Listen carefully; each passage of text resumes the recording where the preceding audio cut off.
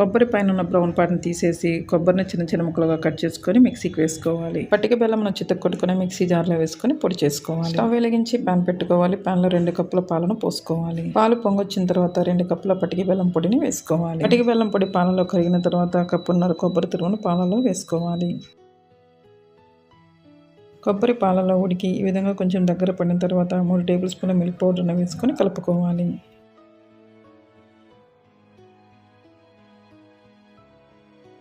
కొబ్బరి పాలలో ఉడికి ఈ విధంగా బాగా దగ్గర పడిన తర్వాత 2 స్పూన్ల నెయ్యిని వేసుకొని కలుపుకొని స్టవ్ ఆఫ్ చేసుకోవాలి.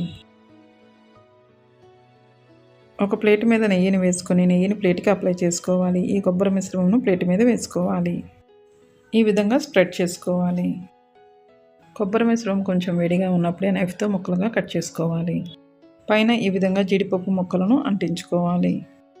చల్లారిన తర్వాత నైఫ్తో కట్ చేసుకొని తీసుకోవాలి.